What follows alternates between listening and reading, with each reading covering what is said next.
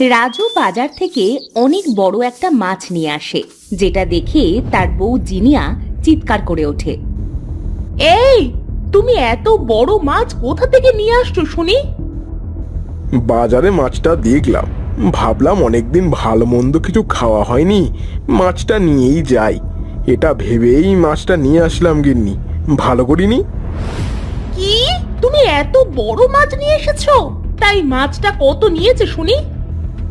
এই মাছটা মাত্র 300 টাকা নিয়েছে। তুমি 300 টাকা দিয়ে মাছ নিয়ে এসেছো? তুমি জানো 300 টাকায় আমাদের 10 দিনের বাজার হয়ে যেত। মেয়েটাকে একটু ভালো মন্দ না খাওয়ালে হয়? তুমিই বলো। মেয়েকে কি খাওয়াবো আর কি না খাওয়াবো সেটা আমি বুঝবো। তুমি মাছটা ফেরত দিয়ে এসো, ফেরত দিয়ে এসো বলছি।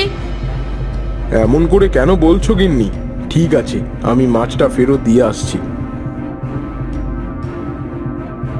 রাজু মাছটা ফেরত দিতে যাবে, এমন সময় রাজুর মেয়ে এসে বলবে, বাবা, ও বাবা, আমার না জুতোটা ছিঁড়ে গেছে, আমাকে একটা জুতো এনে দেবে?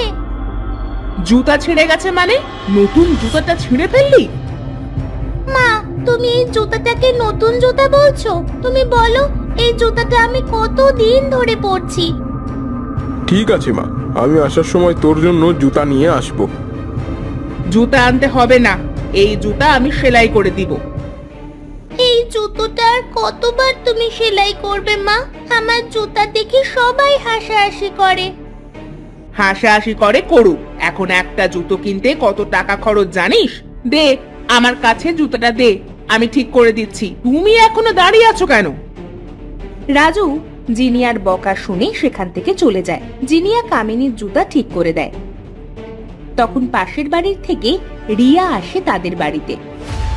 ভাবি, কি করছেন আপনি? এই যে ভাবি, জুতা ছিঁড়ে গেছে তাই ঠিক করছিলাম। ভাবি, এই জুতায় আর কত ডাবপাটি দিবেন? জুতাটা এবার বাদ দিন। ভালো জুতাটা কি জন্য বাদ দিব ভাবি? আপনি কি জন্য এসেছেন সেটা বলেন। ভাবি, আমার বাড়িতে লবণ ফুরিয়ে গেছে, আমাকে একটু লবণ দিন না। একে যে লবণ দিব, তাতে আমার 2 দিন চলে যাবে। কি হলো ভাবি, দিবেন না? দিব না কেন ভাবি? আপনাকে একটা কথা বলি, লবণ খাওয়া স্বাস্থ্যের জন্য একদম ভালো নয়। ডাক্তারে লবণ খেতে নিষেধ করেছে। আমি তো লবণ খাওয়া বন্ধই করে দিয়েছি, তবুও আপনি যখন এসেছেন তখন একটু নিয়েই যান।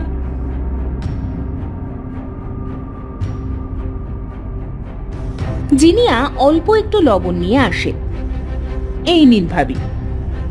এতটুকু লবণ? কেন ভাবি, আপনার হবে না একে?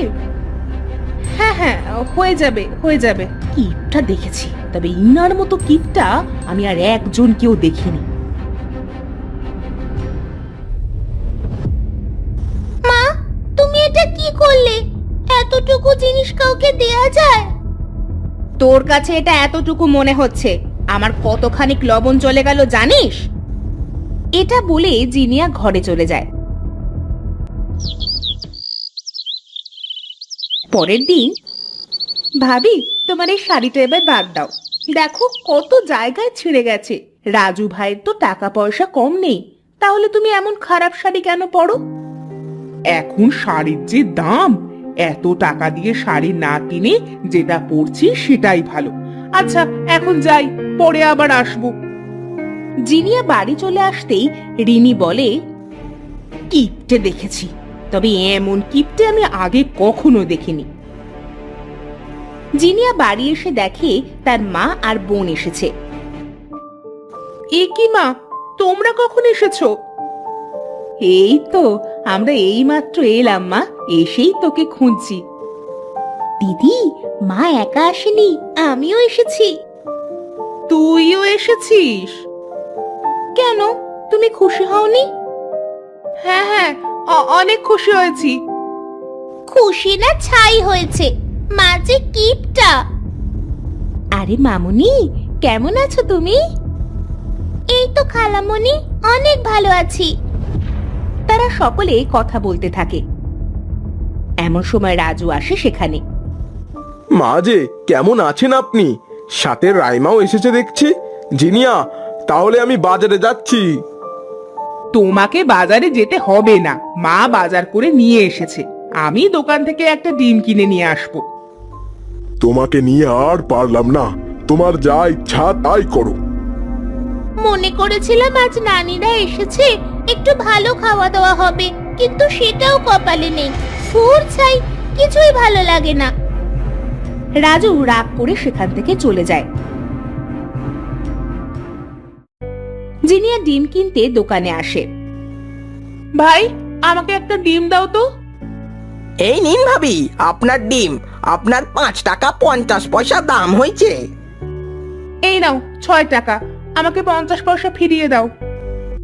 আমার কাছে 50 পয়সা নেই ভাবি, আপনি 1 টাকার একটা চকলেট নিয়ে যান। আমার 1 টাকার চকলেট লাগবে না, আমার 50 পয়সা তুমি ফেরত দাও। এবার যখন কোনো জিনিস নিতে আসবেন তখন 50 পয়সা কম দিয়েন। বুঝেছি, এই সব তোমার টাকা না দেওয়ার ধান্দা। তোমার ডিম তুমি ফিরিয়ে নাও। দিন দিন, সেটাই ভালো হবে। জিনিয়া টাকা নিয়ে চলে যায়। কিপটা দেখেছি, তবে রাজুর বউয়ের মতো কিপটা আমি একজনও দেখিনি। 50 পয়সার জন্য সে 1 ঘন্টা ধরে দাঁড়িয়ে আছে।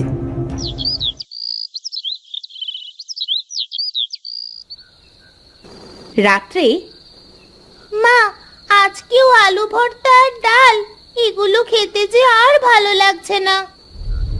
এই তুই চুপ কর তো, তোর নানু ডাল খেতে পছন্দ করে, আর তোর খালা আলু ভর্তা। এই জন্যই তো রান্না করেছি।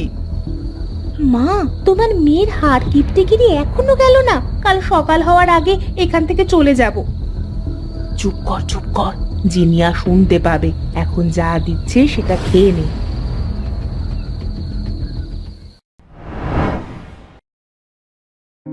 পরের দিন সকালে জিনিয়ার মা আর বোন চলে যায়। এভাবেই রাজুর বউয়ের কিপটেমি চলতে থাকে। গ্রামের সকলের মুখে রাজুর বউয়ের কিপটেমির কথা ছড়িয়ে পড়ে। গিন্নি, তোমার জন্য তো গ্রামে আর মুখ দেখানো গেল না। আমাকে দেখলে সবাই বলে কিপটা গিন্নির বর যাচ্ছে। যার যা ইচ্ছা সেটাই বলুক। আচ্ছা, এসব বাদ দাও, মেয়েটার কি হলো? ঘর থেকে কেন বের হচ্ছে না আজ বলো তো? যে দেখো মেয়েটা কি করছে। তোমার কিপটিমির জন্য মেয়েটা কিছু খেতে পারে না। দিন দিন মেয়েটা কেমন শুকিয়ে যাচ্ছে। জিনিয়া কিছু না বলে ঘরে গিয়ে কামিনীকে ডাকতে যায়। কামিনী, এই কামিনী, ও কথা বল, কি হলো? কি রে, কথা বলছিস না কেন? ওগো ওগো, কোথায় তুমি? দেখো দেখো, মেয়েটা কথা বলছে না। কেন গিন্নি, কি হয়েছে মেয়ের? রাজু ঘরে গিয়ে বলে, এ কি, মেয়েটা আমার শ্বাস কেন নিচ্ছে না? তাহলে কি মেয়েটা আমার মারা গেল? কথা বল মা, কথা বল। মা আমার, কি হয়েছে রে তোর? কি হয়েছে?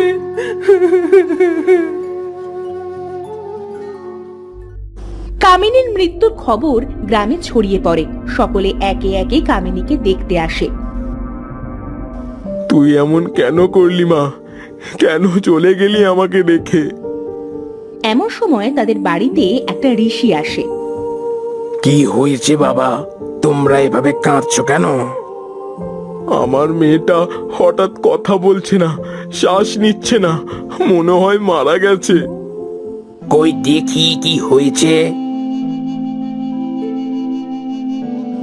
আমি তোমার মেয়েকে ভালো করে দিতে পারি, তবে আমার একটা শর্ত আছে। আপনি বলেন, আমরা আপনার সব শর্তে রাজি, তবু আমার মেয়েটাকে বাঁচিয়ে দিন। শুনেছি তোমার গিন্নি নাকি খুব কিপটা, কাউকে কিছু দিতে চায় না। যদিও বা কখনো দেয় তাহলে 1 চিমটির ওপরে নাকি হয় না। তোমার গিন্নিকে কথা দিতে হবে। কি কথা দিতে হবে বলুন ঋষি বাবা। তুমি কিপটেমি ছেড়ে দেবে। কেউ কিছু নিতে আসলে তাকে পর্যাপ্ত পরিমাণ জিনিসটাই দিতে হবে। কি, তাহলে যে আমার অনেক জিনিস চলে যাবে। তোমার এই অবস্থাতেও কিপটামি গেল না, তাই না? আমি তাহলে চলে গেলাম। আমার মেয়েকে আপনি ভালো করে দিয়ে যান। আপনি যা বলবেন আমি তাই করব। তোমাদের মেয়ে অনেক দিন পুষ্টিকর কিছু না খেতে পেয়ে অসুস্থ হয়ে জ্ঞান হারিয়ে ফেলেছিল। এখন ওকে ভালো মন্দ খাইয়ে সুস্থ করতে হবে। মা, মারে, তুই ভালো হয়ে গিয়েছিস। তুমি আমার মেয়েকে একদম ছোবে না। আজ তোমার কিপটিমির জন্য আমার মেয়ের এই অবস্থা। আমি তো ওদের ভবিষ্যতের জন্যই কিপটেমি করি। এই জন্যই আমার মেয়েটাকে মেরে ফেলেছিলে। আপনাকে যে কি বলে ধন্যবাদ দিব। আজ আপনার জন্যই আমার মেয়েকে ফেরত পেলাম। ধন্যবাদ দিতে হবে না, তোমরা সুখে থাকো এটাই কামনা করি। আর যা হবার হয়ে গেছে, নিজেদের ভেতরে ঝামেলা করো না। এখন আমি আসছি। ঋষি সেখান থেকে চলে যায়।